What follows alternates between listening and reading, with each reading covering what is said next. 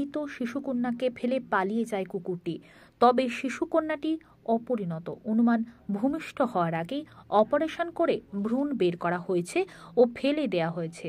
আসানসোলের রানীগঞ্জে স্কুল মোড় সংলগ্ন রাজপাড়া যাওয়ার রাস্তায় এই ঘটনা ঘটে।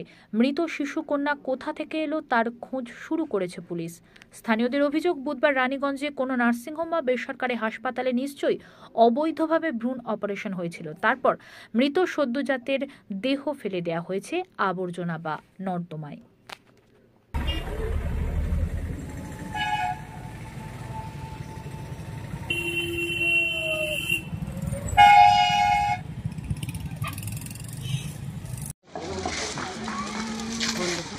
এইখানে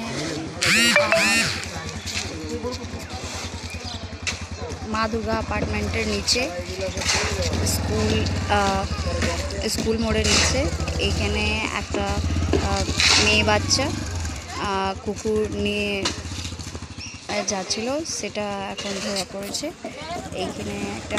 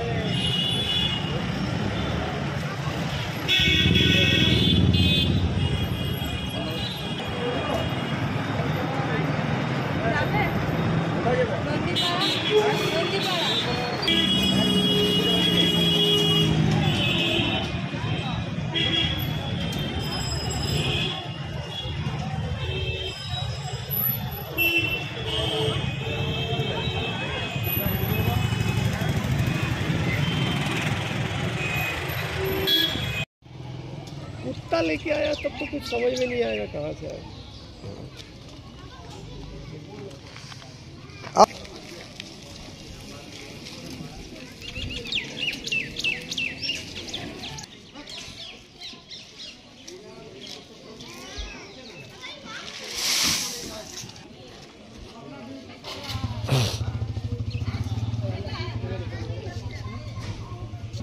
बोतल भी क्या में आए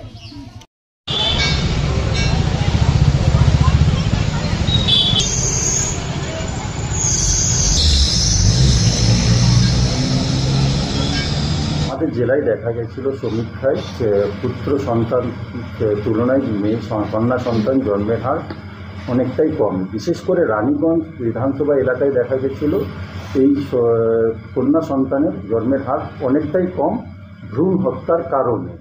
আবার রানীগঞ্জের স্কুল মোড়ে এলাকায় এক কন্যা সন্তান ভ্রূণ হত্যা করা হয়েছে কন্যা সন্তানকে, এবং কুকুর মুখে টেনে নিয়ে যাচ্ছিল। এই থেকে মানে কোনো হাসপাতালে বা কীভাবে দেখছেন গোটা বিষয়টি? আপনার প্রথম প্রশ্নটা, যেটা ওই রানীগঞ্জে কন্যা সন্তানের সংখ্যা কম, যেটা সমীক্ষা, মানে এটা আমাদের যে বার্থ ডেথ রেজিস্ট্রেশনের যে সিস্টেম, ওই রেজিস্ট্রেশন থেকে দেখা গেছিলো রানীগঞ্জে এবং পাণ্ডবেশ্বরে কম ছিল। তবে আমাদের এই যে যেটা অনুপাত যেটা দেখা হয়, ছোট্ট একটা এলাকায় দেখা হয় না, একটা বড় এলাকায় এবং বড় সময় ধরে দেখলে সেটা বোঝা যায়। তবু যা হোক ওই এলাকায় কম ছিল দেখে আমরা ওই সব জায়গাতে আমরা প্রচার চালাচ্ছি। আমাদের বিভিন্ন অনুষ্ঠান যেগুলো কন্যা সন্তান রক্ষা করুক, যে সেন্টার গার্ল চাইল্ড ওয়ার্কশপ, তার জন্য যে অ্যাওয়ারনেস জেনারেশন, সেটা আমরা চালাচ্ছি ওই জায়গাগুলোতে। এটা হচ্ছে গিয়ে আমাদের আর সেক্স রেশিও খুব অল্প পরিসরে এবং অল্প সময়ের ব্যবধানে এটা কমেন্ট করা মুশকিল। সেটা কিন্তু যেটা বলছেন আপনি, যে খবরটার কথা বলছেন, সেটা একটা মারাত্মক খবর, যে একটা কন্যা ভ্রূণ কুকুরের মুখে দেখা গেছে।